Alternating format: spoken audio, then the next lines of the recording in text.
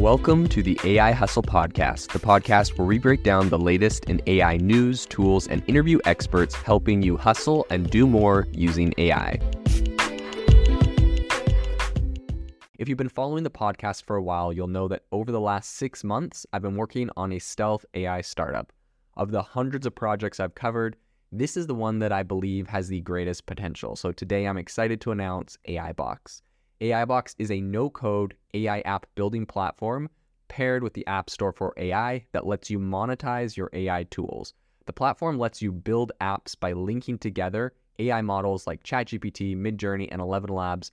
Eventually will integrate with software like Gmail, Trello, and Salesforce, so you can use AI to automate every function in your organization. To get notified when we launch and be one of the first to build on the platform, you can join the waitlist at aibox.ai. The link is in the show notes.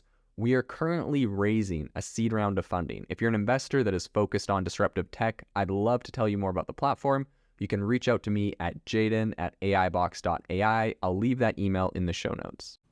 Welcome to the ChatGPT podcast. I'm your host, Jaden Schaefer. Today on the podcast, we are going to be talking about why hashtag OpenAI is trending on Twitter. I mean, really, there's like 4 or 5 stories here, but I'm just going to dive into all of them and give you all the latest and greatest in AI news this wonderful Saturday. So I hope you're having a fantastic weekend. And without further ado, let's dive into it. So I think one of the first stories is that over the last few days, there's something called ChatGPT or GPT-4 free. It's a project on GitHub that went sort of viral. Essentially, a developer went and he figured out how to pretty much kind of hack some APIs together to make it so that people could use ChatGPT-4 for free. And essentially what he was doing was just piggybacking off of other big companies that use GPT-4 integrated into what they were doing, specifically U.com, which is like a search engine. And it has GPT-4 built into it. So essentially he was piggybacking off of that, building an API that people could connect GPT-4 into stuff. And it's going to be interesting. So apparently the reason that this is, the news with this is essentially that their legal team got back to him and, gave him a cease and desist, as you can imagine, for, giving out. I'm actually surprised it's OpenAI that gave out the cease and desist, considering it's U.com that's the one getting abused in the situation. You'd imagine it was U.com, considering it, went so viral. But it's kind of interesting because obviously there's people like, oh man, this is unfair, this big company, but like obviously mooching off of people. But the interesting bit with all of this to me is like, how do these companies really stop this? Like eventually everyone's going to have GPT-4 or another AI integrated into all of their tools. It's just the direction that software is going in general. And the problem is with all of these AIs integrated into everything, if you're not like a very niche specific area, right? Like if I'm not, doing GPT-4 for lawyers and like going down some specific route for lawyers, but I just do everything generally like a search engine, like I don't see why people wouldn't just, I'm sure products like that exist, right? Companies just build things and people figure out if you don't need like an account or it's free to use, they'll just like figure out ways to scrape it or to let other people use that information for free. So I don't really know exactly what the long-term solution other than just sending like a single developer a legal notice to cease and desist, because you can imagine thousands of developers could be doing this. They could do it from all sorts of places, and maybe they're like not telling people. His went viral and he told a lot of people, he open sourced it or whatever. So like in the case that someone just kind of low-key does it, people are going to do it. It went viral, so now everyone knows about it. I don't know what their plan is in the future. So that's just an interesting food for thought. I think he got ChatGPT to write him a little poem about the whole incident. I'll read it to you. It's kind of funny, and I think it gives like what his vibe is and what a lot of other developers' vibe is around this whole thing. Anyways, it says, "A little boy sat in his humble abode. He tinkered and toyed with dev tools galore and found himself curious, eager for more. He copy and pasted, requested with glee and delight a personal project to last him the night for educational purposes, and fun it was, too. The little boy's journey had just begun anew. From far away in a tower so grand, a big company stood, ruling the land. Their software was mighty, their power supreme. But they never expected this boy in his dream. As he played with their code, they started to fret. What if he breaks it? What if we're upset? They panicked and worried, their faces turned red, as visions of chaos danced in their head. The CEO paced in his office so wide, his minions all scrambled to hide. Who is this child? He cried out in fear, "Who dares to disrupt our digital sphere?" The developers gathered, their keyboards ablaze, to analyze the boy's mischievous ways. They studied his project, they pored through his code, and soon they discovered his humble abode. "We must stop him," they cried with a shiver. "This little boy's making our company quiver." So they plotted and schemed to halt his advance, to put an end to his digital dance.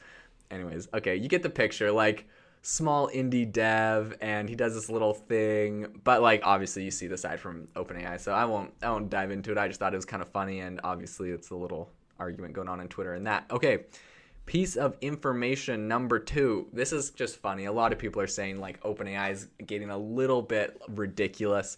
There's a picture of a Discord moderator job position posted from OpenAI, where essentially it says the annual salary for this role is $180,000 US. Total compensation also includes generous equity and benefits, medical, dental, vision, wellness support, 401k, 4% matching, unlimited time off, and 18 plus company holidays a year, parental leave, 20 weeks, annual learning and development stipend, $1,500 a year. Okay, yada yada. Everyone's just gawking over the $180,000 a year to be a Discord moderator, where, right? If you don't use Discord, it's like a chat room, it's like a Facebook group, whatever, and they're just managing people on there. So, people are saying that's pretty massive salary, especially when Amazon just laid off 9,000 people, and all the tech companies are laying off people, and then, OpenAI just got their $10 billion from Microsoft, so they're kind of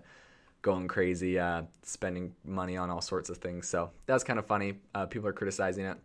Okay, this is an amazing ChatGPT thread. I probably should have led with this one because those other ones were kind of just like funny.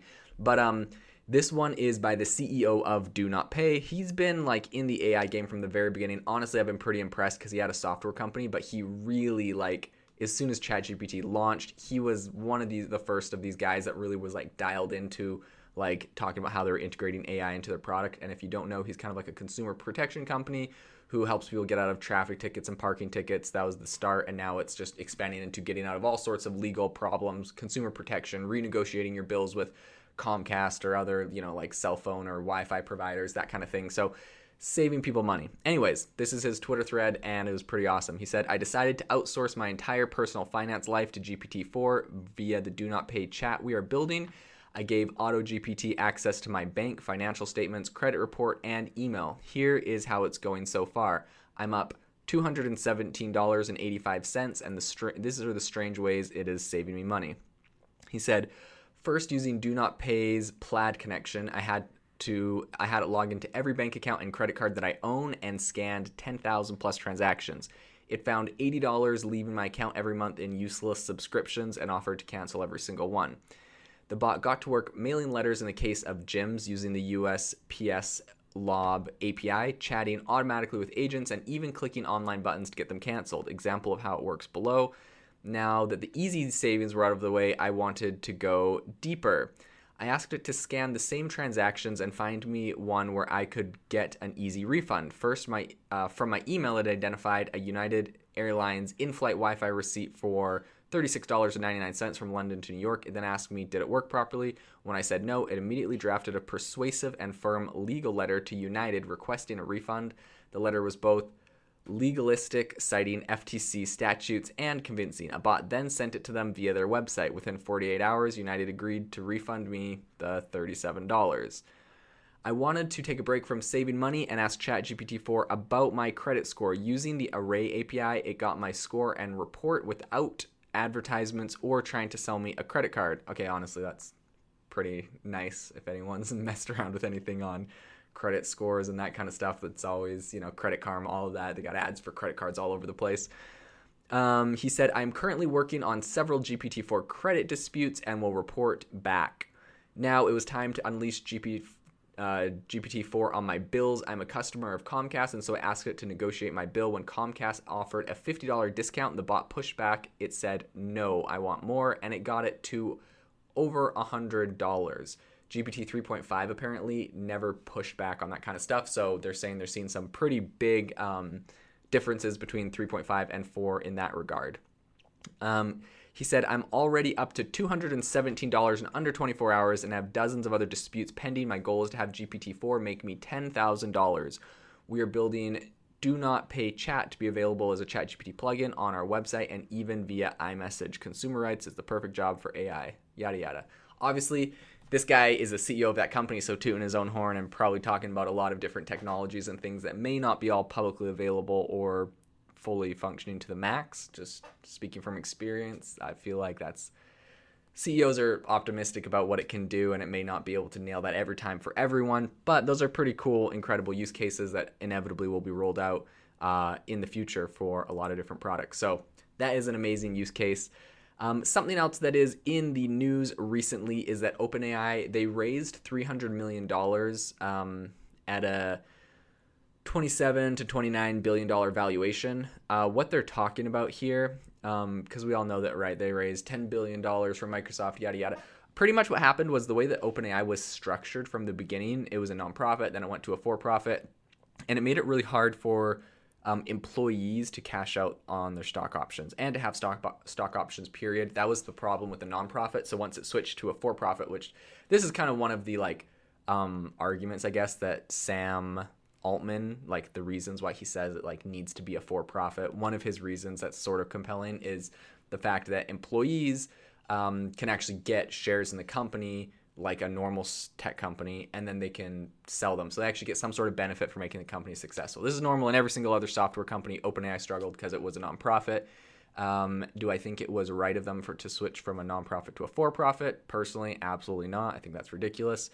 Was it necessary to become the company that they are today? That's up for debate. In any case, it happened. And so what is happening today is that a lot of those early employees are allowed to sell their stock options on the secondary market.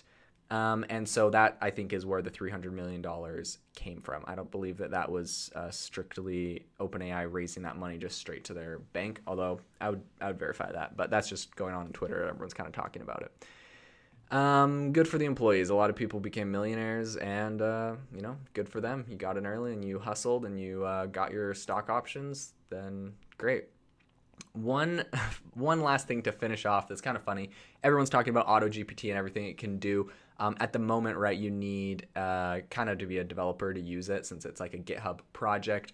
AutoGPT, if you don't know, is essentially creating a whole bunch of AI agents that you just give it a task and it can take whatever means necessary to get the task done. So if you're like, save me money, it will just go through a whole bunch of different things to try to save you money, or start me a business. It'll do a whole bunch of research and tell you how to start a business, whatever.